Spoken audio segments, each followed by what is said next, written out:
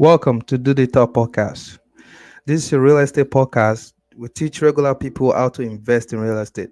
I am your host, Ibrahim Ojerinde, and my co host is Ahmed Lawal. We are committed to making investing in real estate seamless as much as possible. So, if you are looking to learn and grow in real estate, you have come to the right place. Keep in mind, this is not a get rich quick scheme. We've always talked about this every week. You have to put in the work and follow the process. And more importantly, you have to trust the process. So if you can do all that, definitely it has been tested and proven that you will get to that financial freedom. We all dream about this. We want this. And to in real estate is the clear most tested path to become financially independent. Ahmed, how are you doing today? Ibrahim, it's an amazing day for me. It's Friday. We always show up every 8 p.m. Friday just to make sure that we push out this information to our audience and make sure that we are all growing together. Guys, thank you for joining. We really and always appreciate you guys. Like we always say though, we want this to be an interactive session. That is why we choose to do this live. So please and please, if you can subscribe to our channel so that we can reach more people, that will be greatly appreciated. And if you have any question during the show, please and please make sure you drop in the comment section, in the chat, wherever platform you are watching us from, YouTube, Facebook, anywhere. Uh, we will get to your question and make sure we answer them before we go. All right. Today is going to be epic. It's one of the days that I look forward to, not for any other reason, but because of who we are bringing on today. She is like all round, in my opinion, an investor, a businesswoman, an author, entrepreneur. It's just everything that you can imagine when it comes to business world. So, if you want to glue to this screen today because there will be tons of information that will be beneficial for you financially, business wise, that will be coming out. So please and please make sure you watch this to the end. So all right, the person that I'm speaking of is Darice Rene. Hi Darice, welcome Welcome. to Do the Talk Welcome, Darius. podcast. How are you two? Thank you for having me. We are doing fantastic. How are you? Yeah. So the topic that we are looking to treat today, that we hope we're gonna gain a lot of uh knowledge from you, is about small multi-family. Uh can you tell us a little bit about small multi, why it's different, the benefits, and maybe the cons, because we want to let our audience know that, okay, this is the advantage, but at the same time, this might be something you might consider if you want to go into it, just to make sure that it fits into your investment strategy. Go ahead, Darius. Yeah, absolutely. So I think that from my experience, I've been a real estate investor for about 25 years. I got started by accident. Someone approached me and a partner about losing their home. And at the time, we were both working full time. We didn't even own our own homes, but somebody was in distress. They needed to get a way out. And so we bought their home. And inadvertently, through that process, I learned about foreclosures. I learned about buying directly from the bank, negotiating with the banks, learned about the mortgage process, obviously, and being an investor in the mortgage process. And it jump started something in me that I've just loved ever since. I did that, and about 20 homes later, I got quite an education on single family homes.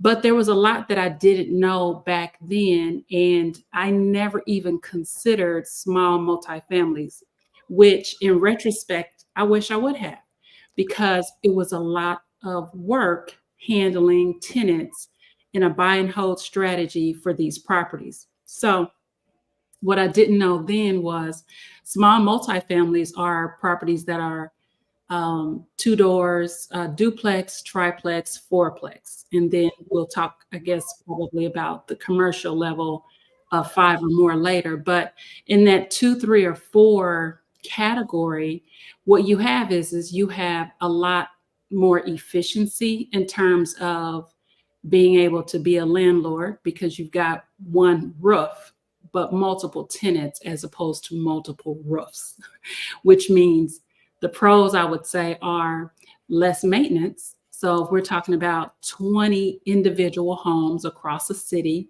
versus two or three with the same number of tenants, you've got a lot less to manage and a lot less upkeep. So it's less expensive. Not to mention the fact that you have less people to deal with, depending. And I think that in terms of some of the cash flow, there's some advantages to cash flow with those multifamily homes as opposed to the single families too.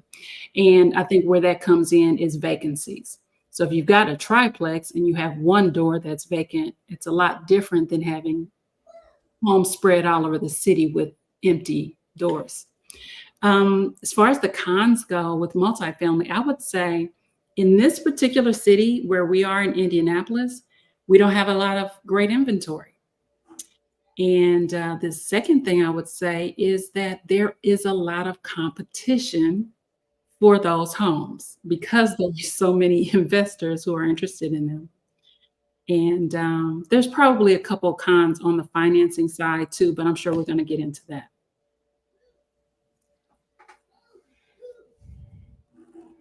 Ahmed. Absolutely, absolutely. Thank you so much. You just cover a lot in the Yeah. space of 2, 3, 4 minutes. I honestly, you cover single family, small multi-family, the financing part of it, the demographics and the kind of investor that we have in Indy.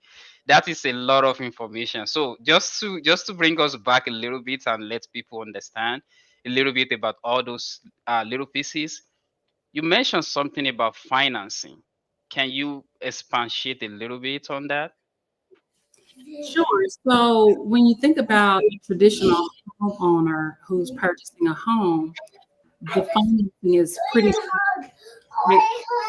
You go to the bank Oh, and you try, and those qualifications are based on you, your income, and it's pretty straightforward. You either qualify or you don't. There are a ton of programs, and it's simple. When it comes to investment properties and specifically multifamilies, the banks and lenders look at that transaction much differently because now you're talking about an income producing property. And so the qualifications are going to be based on the property and you sometimes, but mostly the property.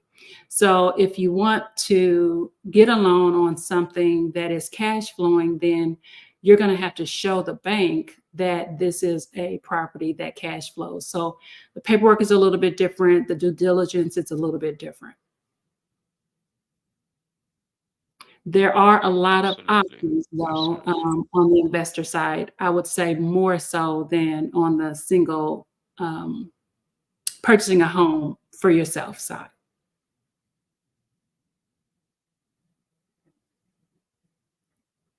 Ibrahim, do you have any question regarding that, or we can continue?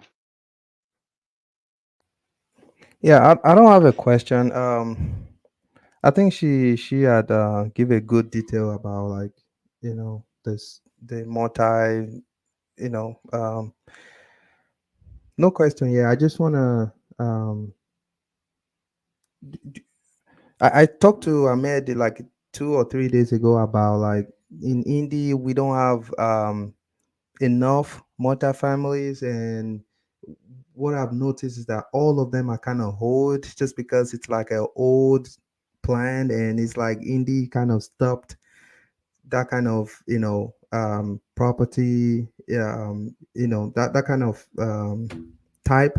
They stopped it. I don't know, maybe because of taxes or maybe because of land issue or anything like that.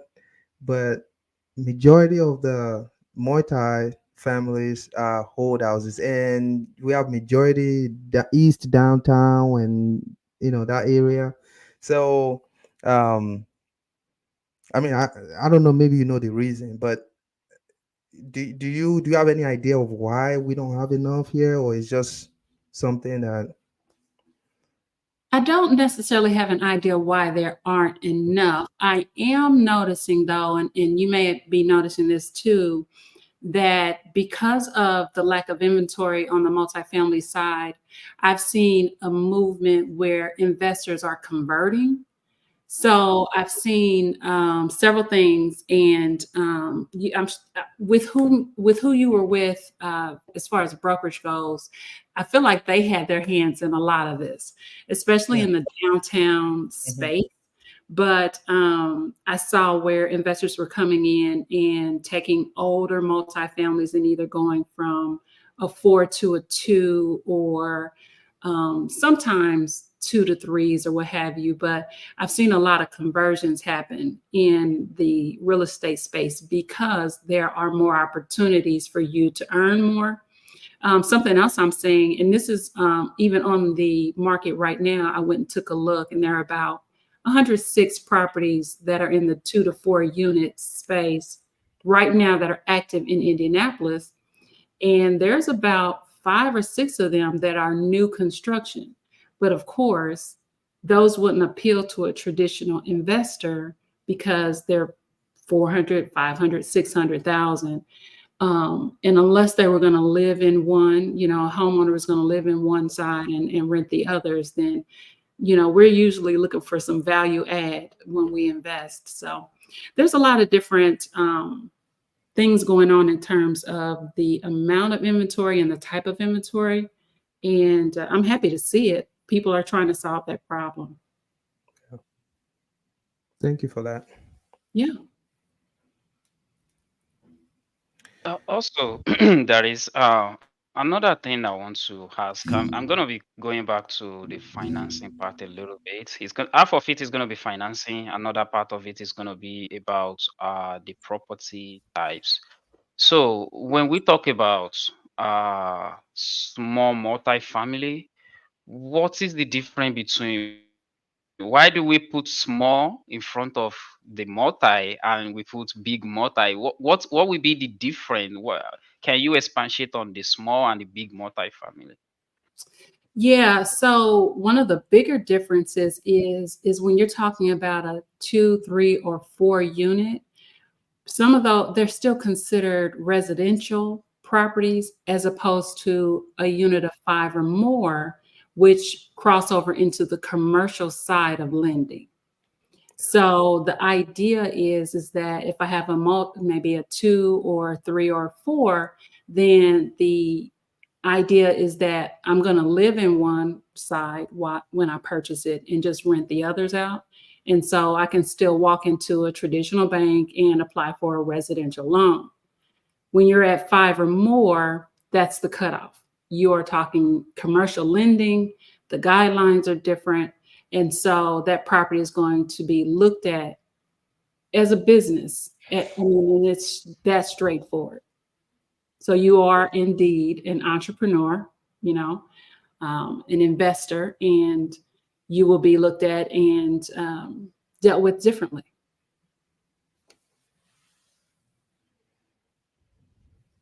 Okay, so if I understand you correctly, you mean that I cannot use residential land. I can use residential lending for 2 door, 3 door, and 4 door. But when I cut over to door 5 and above, I cannot use residential loan anymore. Like we're talking about FHA, conventional, USDA, and all these other residential loans. Is that correct? Actually, no, there are commercial loans for 5 doors or more, and Fannie Mae has programs, HUD has programs. all of the big players have programs, but it's how they categorize those units. So five or more is going to be categorized as commercial. Like I said, and the guidelines changed pretty significantly. And one of the interesting things about lending, whether you're on the residential side or the commercial side, I mean, it's typically going to boil down to the same factors.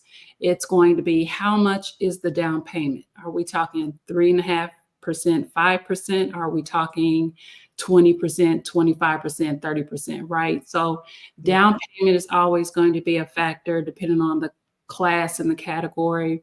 You're going to have the term, are we talking amortized over 20 years, over 30 years? So is my payment X or X plus Y? You're going to have credit worthiness. So with the residential side, obviously the credit worthiness is heavy borrower.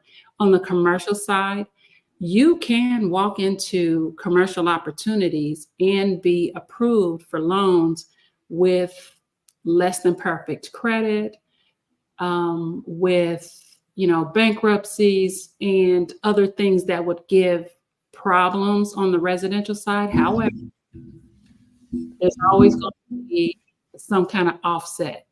So sure, you can find a lender that will give you a loan on a commercial building, 10 unit, 20 unit, whatever, and you have less than perfect credit, or you have, bankruptcy or what have you, but they're going to ask you for more of a down payment, right? Or something to offset that risk. But loan programs, I've always told people who are thinking about Can investing, you go ahead. go ahead? Sorry. I was just going to finish and say, Okay, one. so I want you to explain oh my God. Bankruptcy a little bit, just a little bit more, just so our audience can understand what that means. So, in terms of a bankruptcy, there is a code in the legal and I guess it's more so the legal system, where if there have been, there's someone who has accumulated a lot of debt and they are not able to pay that debt off, whether it be installment loans from cars or credit cards, or there's a lot of different, or mortgages or what have you. There is a law that will allow you to go and file a bankruptcy to dismiss or reorganize that debt. And so in our country, there is a bit of a stain in those situations, because it means that your ability to borrow is it's difficult. It's not impossible, but it's a little difficult. So traditionally, someone who has had some issues paying off debt will have a little bit more difficulty when they go to apply for more debt. I mean, it just makes sense. So, whereas that could stop you or put some real stringent guidelines against you in borrowing for your home, there's a waiting period. It is possible that you could purchase something on the commercial side and still have that issue. Yeah, that's one of the Thank beauty you of so much for breaking that down. It makes a lot of sense. I said that's one of the beauty of Sorry, I think we're having a little bit delay. yeah. Go ahead, Ibrahim. Go ahead. Yeah, I said that's one of the beauty of being an investor and or going through commercial lending, because you don't have to have a perfect credit, perfect, as long as you can demonstrate or prove to the bank that you are credit worthy and you can your business um, it's gonna be a sustainable business. And of course the bank, as long as they can see a collateral, like they know for sure if you messed up or something is going on, they are able to take that property or whatever asset you put forward, as long as it matches what their interest is, then they will let it go. Um, of course, you might have to pay more down payment, just like Darice said, which is correct. I so I got one property. It's a DSCR loan, and the rent in that area was not matching. They want like 1%, like 1 to 1, or the lowest the bank said. I think they said 7.75. So even 0.75, it's not working because of the tax. Investment tax is like double and all that. Anyway, they told me I have to pay 30% to make it work, and of course I was planning 20 of initially, but I had to pay 30. With 30 it worked. So it might cost extra money. However, they will try to make it work for you as long as you meet that minimum requirement. Um, another thing I would like to ask is that, you know, there are some people out there, they want to, invest in real estate and all that, but um, they have hard time picking, do they want to buy primary resident first or buy investment property first? So, and majority of them will say, "Yeah, I want to invest, but I don't know. Okay, maybe after I buy my primary resident, or maybe if I buy." So, because some people, I see why they are doing that. They want to try and buy one first and feel how it is, and see from there. Then they can buy the second one, which is gonna be the investment property. Um, but then, if you look at some experts, or people that are doing it already, sometimes they have their own reservation or perspective about, like, why don't you buy investment property first before you buy your home, primary home? Because we all know the primary home, it's a liability, and the other side can be an asset if you use it right, and if it's a good one. So what do you think about that? Do you think, I don't know if there's a right or wrong answer. I think it depends on situation, but I just want to hear from you. Yeah, so I love the reference you made just now to that being a liability. So you're obviously a rich dad, poor dad subscriber. Um, that is funny. It's funny because that's how investors think. So I think that it's a matter of preference. I know at least in America, the way we're raised to believe that home ownership is this great symbol of accomplishment, right? But as you said, that mindset can really be challenging when you understand the bigger picture. So I think the question of whether or not to buy a primary residence to live in before someone buys an investment property or looks at house hacking, which is where you buy a home for you to live in and rent out other parts of that property. I think it's a matter of preference, because at the end of the day, when you're buying a multifamily that you're going to live in and rent out, you become an entrepreneur, you become an investor. So at that point, it's not just you and your family, you're also now concerned with the other doors that you're responsible for finding tenants for, and now you're living next door to other tenants. So I think there's some pros and some cons. If you make the decision strictly about gaining wealth and leaving legacies and being able to leverage, then it's no question that owning a multifamily and living in part of it while you rent the other out is the clear winner. The clear winner. So it's a tough decision. Yeah. So Ahmed, pardon me a little bit. I want to ask one more question before I pass on to you. This another tough one. How, like, Go ahead. some people, when they want to invest like maybe 20K, 15K, or maybe 12K into a property, and the return, the cash flow after all the expenses and everything, maybe it's like $250, after the maintenance, repair, everything is gone. Then I've seen this school of thought is like, okay, if I'm getting $250 and I have to worry about the toilet got clogged or something, any kind of problem with the house, uh, they look at it like it doesn't worth it that much. $250 every month, and I've already dropped $18,000 on this property. Um, Ahmed and I, we always try to in this podcast to let them know that it's not just that 250. There's equity, there is tax benefit and all that. But like if you think peripherally and you just look at the $250 and you look at somebody might call you tomorrow morning, you don't even know when they'll call you and say something happened in the house. It looks like it's not that of a big deal. Besides, you just spent $20,000 to close on the house. So how do you what is your advice on this? Yeah, so it's interesting that you bring that up because that a person that is concerned about or looking at a transaction like buying real estate and only considering the cash flow tells me that that person doesn't understand the entire big picture, right?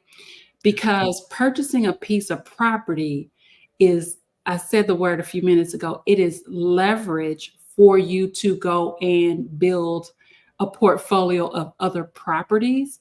It puts you at the front of the line in terms of building wealth for your family. So the cash flow is a small microcosm of the formula for why it's important to invest in real estate. It's cash flow, sure, and if you get $100 a door, good for you. It's not about the cash flow because the bigger play is in what you said. It is the tax advantages, it is the depreciation that you can write off, it is also the appreciation of the That you value. get in. And I mean, just going from 2019 to today, my goodness, the way that the values of homes have gone up in our area is outstanding. So it's a bigger play than just the cash flow. Cash flow should be the last part of your formula when you're in due diligence trying to figure out whether or not to buy a property. That is not the biggest, most important part of the conversation.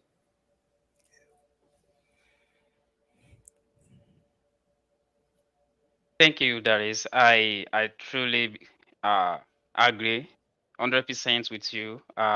If a person is thinking and looking at the small cash flow amount, they don't see the picture, and they probably shouldn't be investing because they don't know what they are investing about. So, personal opinion, you need to know, you need to believe, you need to ready to face any challenges that come from your investments. Investments is not always I always hear this from Bigger Pocket. There's this advertisement that they put on, and at the end of that advertisement, even though they are asking you to come and invest, they always say all investments can lead to loss. So you must be ready for anything that can happen, because business generally, that is how it is, right?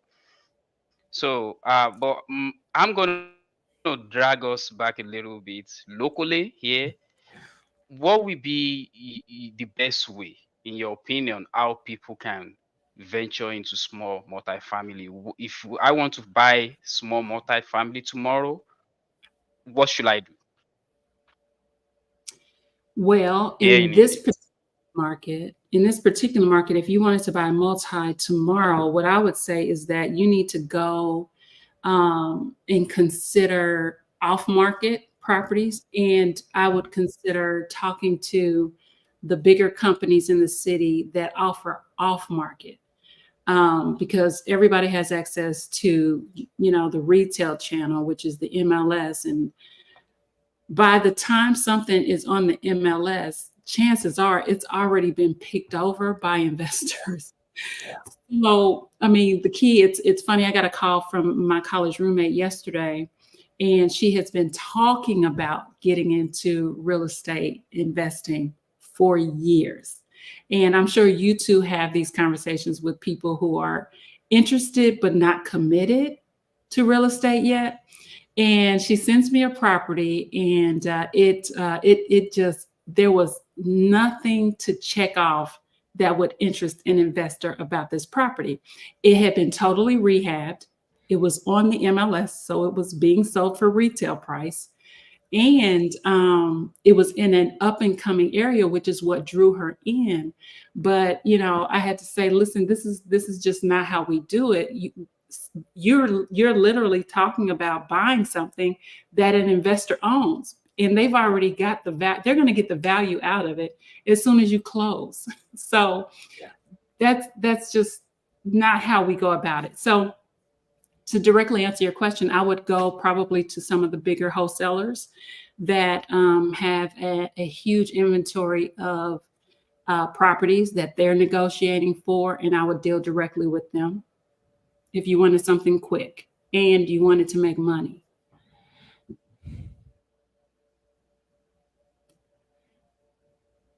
Mm.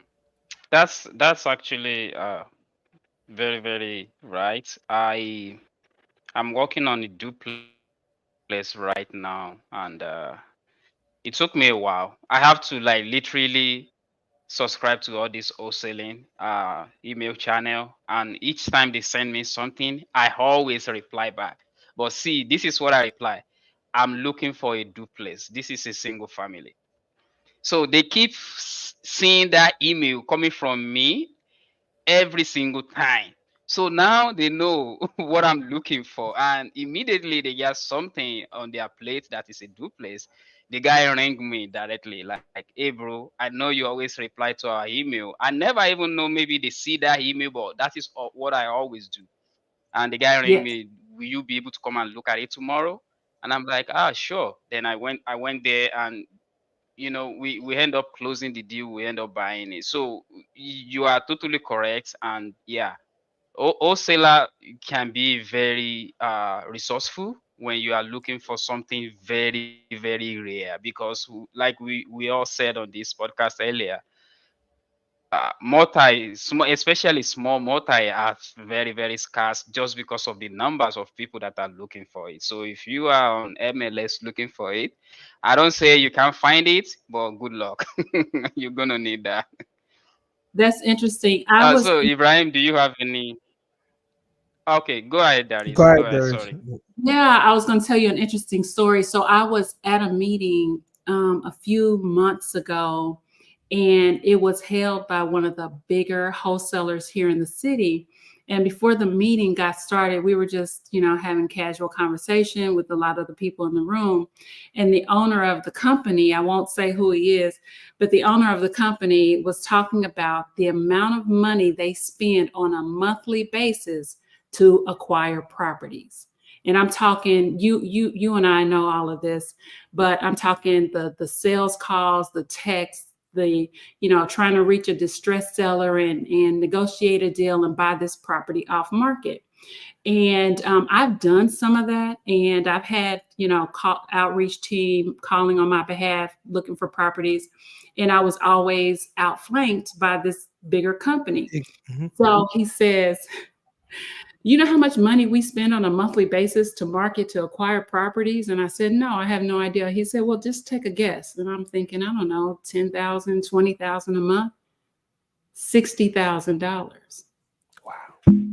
He's one of several big companies that are, this is all they do. So my ability to compete, it's not a good use of my money. I've now learned the hard way. If I want a deal that's off market, I'm going to call one of those guys spending $60,000 or more, and I'm going to just, negotiate with them. Yeah. Yeah. Yeah. I think it's better. Sometimes we ask how question instead of what question. So what I mean by that is we have how can I do this? What about who can do this? What do I need to bring to table for someone else to do it for me? Because that sometimes might be a cheaper option than you asking how one you're gonna invest your time. You will need to sit down and learn and all that. It's gonna be a lot of I just don't want to go into that. That's one of the book I'm reading right now. But yeah, Ibrahim, do you have any Yes, our audience would question for like to Darius? learn this. Yeah, thank you, Ahmed.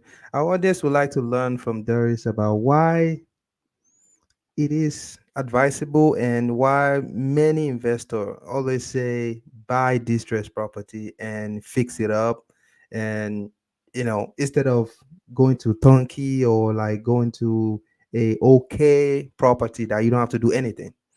Why we always try to catch distressed property? That's a great question. And that's a question that I didn't really understand early on in my investment career, but it really truly boils down to your strategy. So, in most cases, but not all, because now I've now in my experience, I know investors at every different side of the spectrum. But in most cases, investors want to max out the value of their investment. So it's like the stock market phrase, you buy low and sell high. That is typical and traditional. So if I can find a distressed seller, distressed meaning they have to get rid of the property. Either they're having monetary issues with keeping the property, or there's a divorce, or the owner has passed on and left it to family that can't keep up with the property, or there's other categories of distressed properties. But if I can go and find a distressed property, and that distressed property owner is going to sell me something, and because they're in distress, they're not going to look for market value. Meaning, if the house is worth easily $100, I'm just keeping the numbers simple. If the house is worth $100, they may be willing to sell it for $20 or $30 because they just want it away from them. And if an investor can come in and purchase that property for 20 or $30 and put another 10 in it, maybe, then they've got a ton of equity and a ton of opportunity to go then and sell that for market value. So that is one strategy, but it's not the only one, because some investors are out here purchasing property, and they will purchase from the MLS, from retail, because they don't care about making the value up front. They want the property for their portfolio because they're going to hold it for the long run, and they are more interested in the appreciation. This is an investor that wants to pass on legacy and wealth to their children. So you have all types, and there are even others with in between those two types. So it's not one size fits all in investing. And I wish places like Bigger Pockets talked about that, because I feel like when investors come into this space, they think that everything has to happen this way, like there's a formula, but that's not the case, because you have to customize the formula for your needs.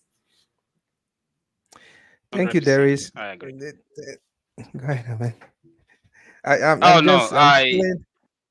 you can go ahead. I was just agreeing to what she said.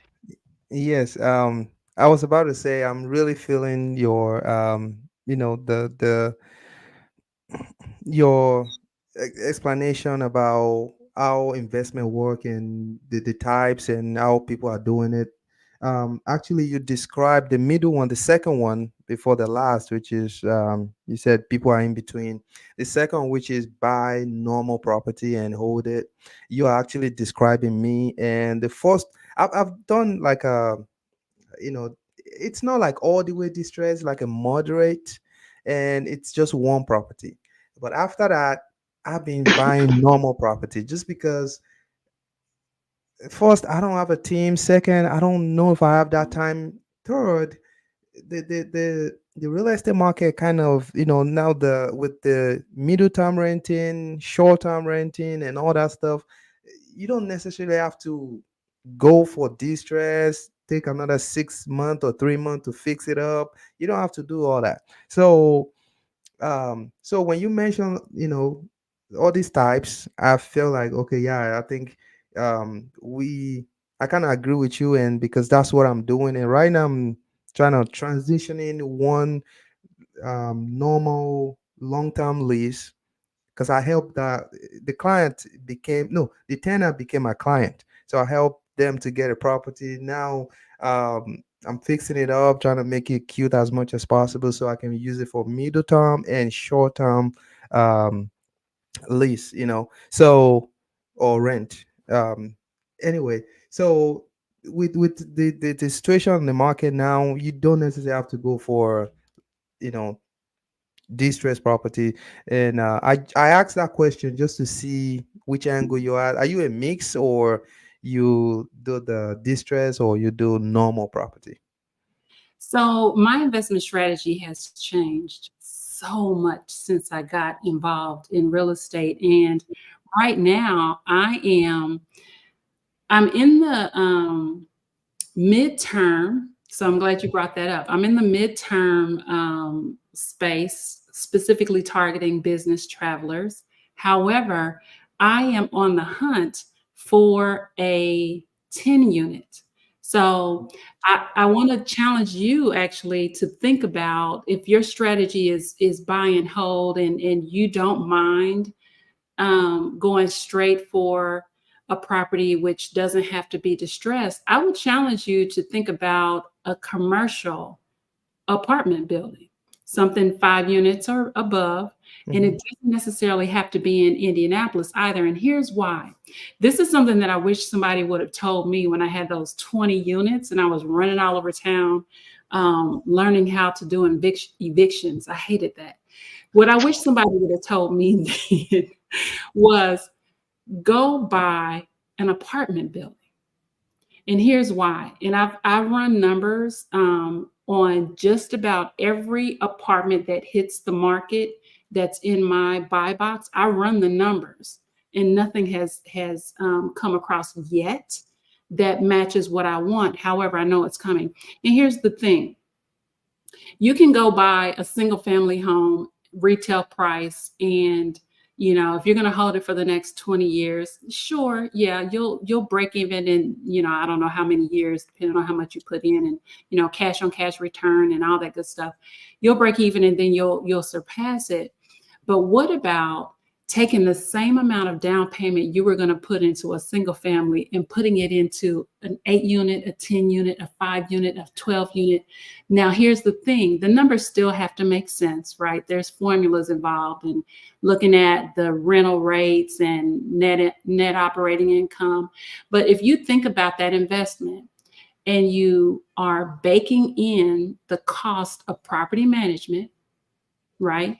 8 to 10% for somebody else to collect rent and evict people and deal with the maintenance issues.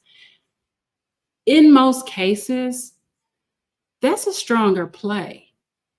And it's more passive than I'm going to own a property over here. And then as soon as I save up another 20, 30% down payment, I'm going to buy another one. Just something to think about. Yeah, yeah. Thank you for that. I really appreciate that. So, I've been I've been looking at different. Ahmed and I, we're looking at like going out of Indianapolis a little bit, like Columbus and all that. But we've been trying. It's just a little challenging, and we haven't give up yet. But we know we have to pay more attention and spend more time for it. And I guess, Ahmed, we are being challenged now, so we have to do something. Okay, go ahead, Ahmed. Yeah. So I know we're running close to our time here, and I still feel like I need to get more brain from you, Darius. So I'm gonna go back a little bit. So let's say I want to buy small multi or five, or in my opinion, I still see 5 to 10 within that the space of small multi. I know when you cross that five, the financing will be different. But in my head, like you just said, why not play big? Why thinking small, right? So I still see that 8, 10 in a space of my hand. It's not too far from me. So what should people be looking for when they want to buy all these small multifamily? What should they be looking for? That's one. And what should they be avoiding? Once they see it, they should pick their shoe and run. Oh, yeah, that's so good. So I love real estate and commercial real estate specifically because it is an objective decision. It is not like buying a home where you have to pay attention to the school districts and where are my kids going to play in the park nearby. This is a business decision. So, like I mentioned a few minutes ago, you should walk in the door, first of all, already knowing what you need to get out of the deal. And what a lot of investors I know, the way they operate is I don't actually care about the property as much as I care that it fits my criteria, right? So I'll take you through a typical day for me. A typical day for me, if I have a commercial multifamily that I'm looking at, is I need, I will contact the commercial broker, um, and I will find out what the net operating income is. I want to know what the rent rolls are.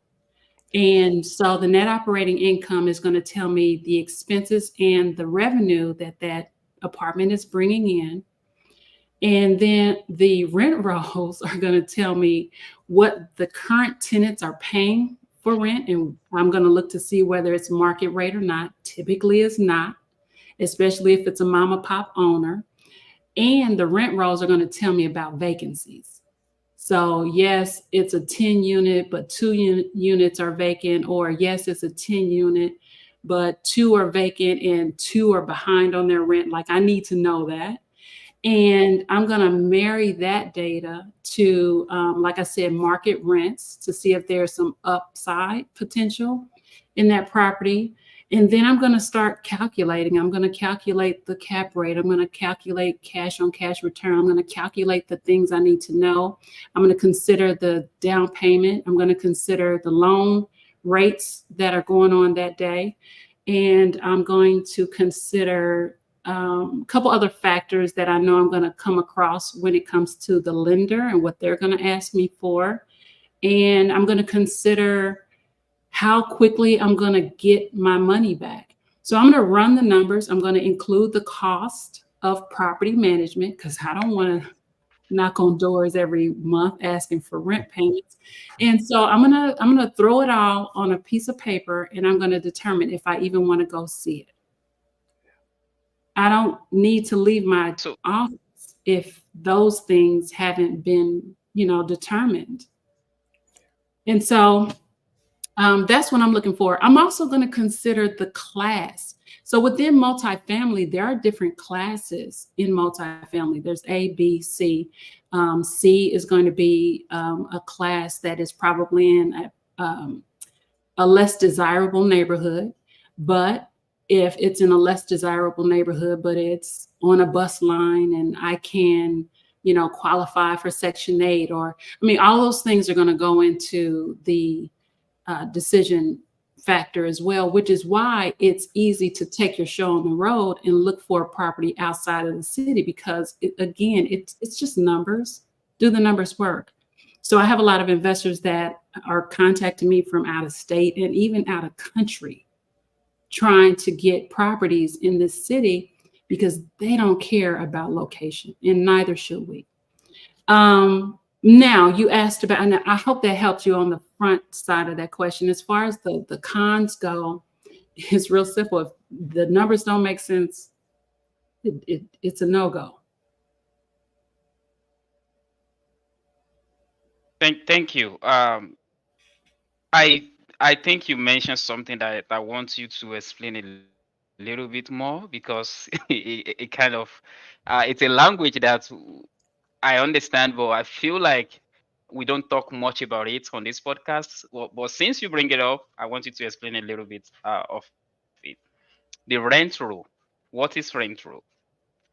Oh, yeah. So when you have a seller that has a commercial property, typically commercial, sometimes a two, three, or four unit seller will have it, but in that small space, you have a lot of mom and pop sellers that don't keep good records. So rent roll is literally the record of rent payment for that building. It is something that commercial deals usually have with the paperwork. So, as a potential buyer, I will ask for the net operating income, meaning I'm going to ask them what are the expenses of the building? What are you spending on utilities every year? What are you spending on maintenance every year? I'm going to ask those questions. And I'm also going to ask for the rent rolls, which is what is the vacancy rate? What are the tenants paying? And are they paying late? And are they in leases that are going to affect me when I buy the building? Absolutely, absolutely. Thank you for explaining that. Ibrahim, we are coming up on the top of the hour here. Do you have any question before I ask the final one? Yes, I have one. You mentioned that you would like to check if they are on a lease. Um, why do you need that, and why, and what kind of lease are you hoping that they have? Is it a normal lease or month to month? Yeah, that's a great question. So I need to know the lease terms and where they are in the lease, because if I have units that are with tenants who are paying less than market rates, then as a potential buyer, I know that if somebody is in a 2 bedroom, 1 bath, and they're paying $500, and I know the market rate is $800, I want to know when that lease ends so that I can get a new tenant in there to pay market rent. Now, it could very well be that they're in a lease for the next year. That means I'm stuck because I have to assume those terms. I'm stuck with tenants that are paying less than market rent. And that's going to go into my calculations, right? That's a determining factor. And that is very common with building owners who are mom and pop, who just, I just love my tenants and they've been with me 5 years and I haven't raised the rent. And I mean, that's great, but that's not good business for me. So I have to determine that, and it's going to go into my factors. Thank you for that. All Yeah. And I right. want Final one one. last Go ahead, Darice. Sorry. Go ahead. I Go want ahead. to I want to drop this on you just to kind of again go along with that challenge. When it comes to lending in different classes of real estate, a lender is going to prefer an investor who's buying multifamily over an investor that's buying an office or buying industrial or buying anything else, because they understand that when it comes to multifamilies, people are always going to need places to live. So those are easier compared to some of those other categories. got it. Absolutely. Absolutely. Thank you so much. I mean, you drop a lot of information today, and yeah, we greatly appreciate your time and all this knowledge. So finally, my question still boils down to small multi. When I say small multi in my head, is I'm saying 2 to 12. So, 2 to 12. do you think, yeah, preferably, would you rather go with a um, unit that you as a landlord you are paying the utility, or like passing that on to your tenants? What's your That's a great preference? That's going to depend. I don't want to if I don't have to, but if it still cash flows and I'm not in the red, I'll consider it. But the more important thing is if the units are all separately metered, then why wouldn't we? You know, if you have one big apartment building, but there's only one meter for all of the tenants' utilities coming into one spot and you have to, that's one thing. But why would you if you don't have to? Absolutely, absolutely. Uh, Ibrahim, do you have any final thing before we? Uh, Well, I just I want to think take we got this a opportunity question to thank from D. Darius. Yeah, I just want to thank her for coming today. I mean, we really appreciate all the knowledge that you have passed on to us. And and I will keep your challenge. Ahmed, we have to keep this challenge. We Yeah, have well, let's to, go. yeah, we have to keep this challenge. And I mean, in this podcast, our goal is to, learn and grow together, with our audience. And we appreciate you coming here and, passing the knowledge to us. And we'll definitely take that serious and see how we can, grow as well. So my last question will be, do you have, so right now, you are more of middle term and short term kind of thing, um, or which side do you fall in the most? Like, Yeah, I'm glad you brought this back up because I've been itching to talk about it only because I'm learning so much. So I launched a division this year, um, maybe 6 months ago, oh, where I got a property for midterm rentals. However, my strategy was to target business travelers, and if there were vacancies, I would also offer the property on Airbnb. So in these 6 months, I've essentially been experimenting with both midterm and short-term rental. And I will say that I'm not sure if you've looked into it. I don't know how far into it you are, but when I was thinking about it, I used several different platforms to get an idea of the historical information. So AirDNA was one of them. And I remember in my research, the vacancy rate in Indiana specifically was abysmal. I mean, bad, bad. And so I thought, well, I'm pretty smart. I can't just accept that.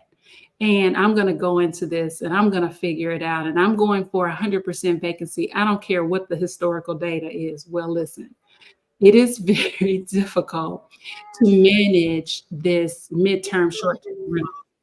And so one of the things that I learned is that I have had the wonderful experience of travel nurses staying in my properties, which is ideal because they stay for 90 days at least. They've already been vetted by their agencies to be in this area, and they are pretty, you know, generally great tenants. And there's less turnover, which is ideal. What I didn't know and understand at the time is that in between those times, you have vacancy, and Airbnb is a very tricky platform to operate. And so I have had unwanted vacancies. And so I've had to figure out how to change my rates, and I mean, it's a constant monitoring to be able to change the rates so that you attract some attention, and you can decrease your vacancies. But I mean, it's a tricky business. I will say that it's much trickier than I thought it was going to be.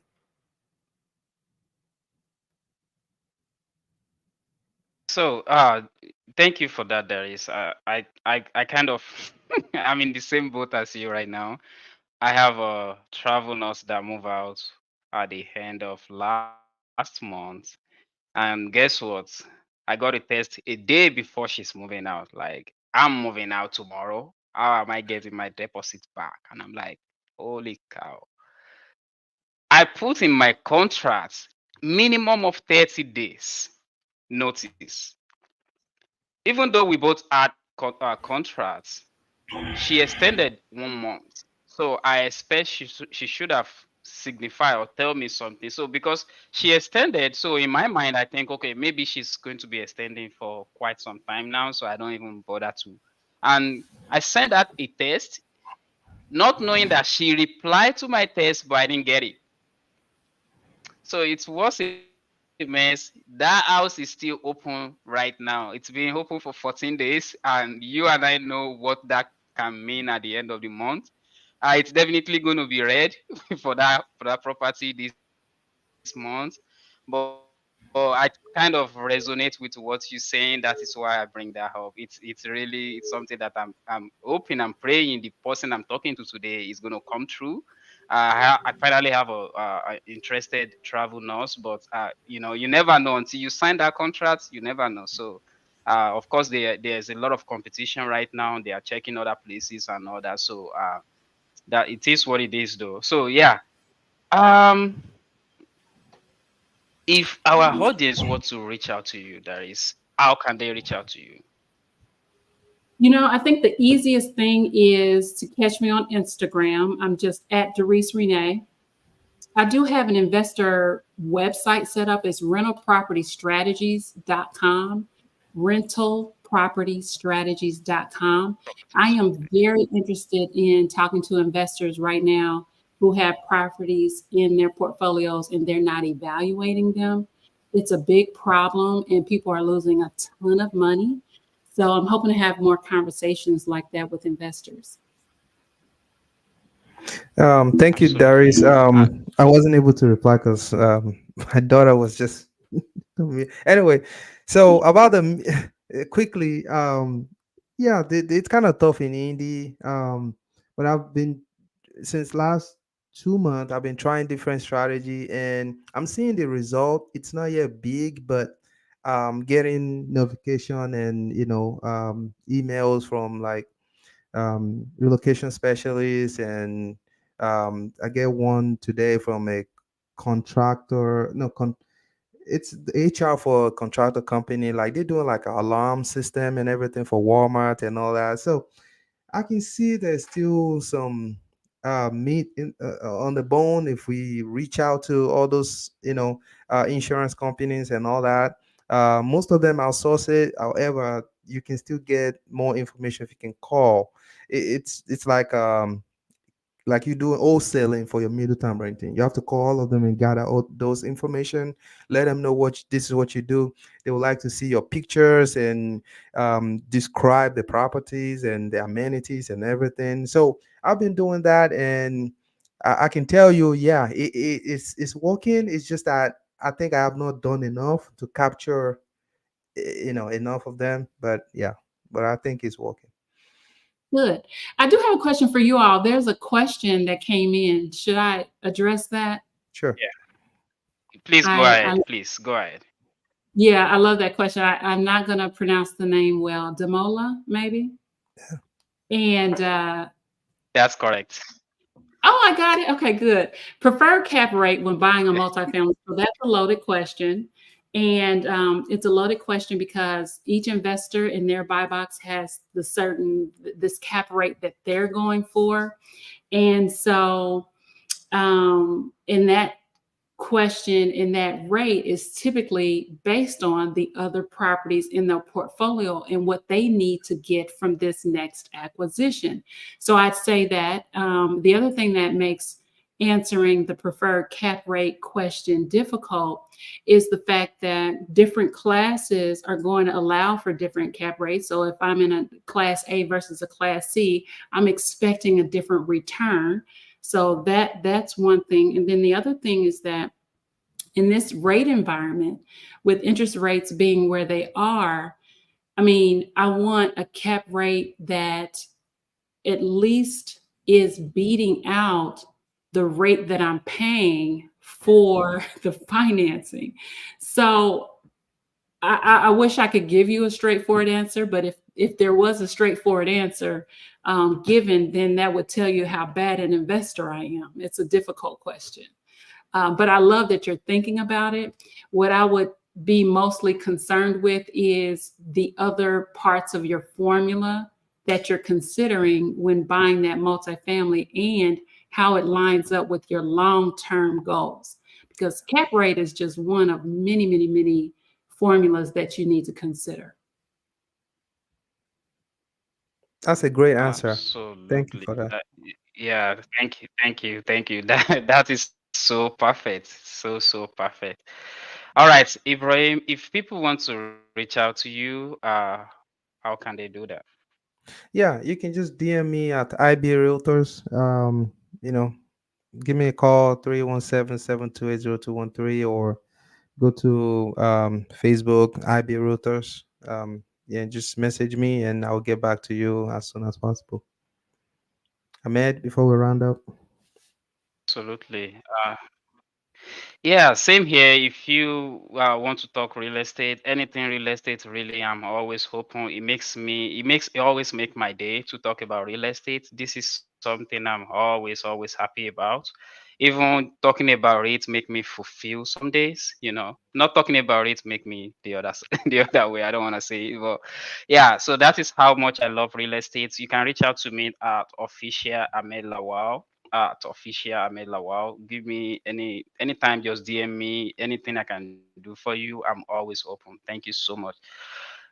Guys, it's been a very huge one and a lot of information. I just want to say thank you, Darius, for honoring our Thank you for invitation. coming. We Thank you. know, you challenge us a lot today with a lot of kind of challenge. Another time you're going to be here, our audience will be 10,000 more than what we have right now. So, but we really appreciate the fact that you honor us and any way we can be of help. It might be even, hey, Ahmed, are you available to do this? Always reach out, please and please. We are open Yeah. to be able to reciprocate, and thank you for showing up today. Guys, if you have not followed Darius, you want to. This is someone that have over 25 years experience in real estate, so you don't want to just pass on this one. Please and please give her a follow. And if you have anything real estate, she's more than happy to help you guys. So that will be the end of today's episode. Thank you guys for joining, and we will see you next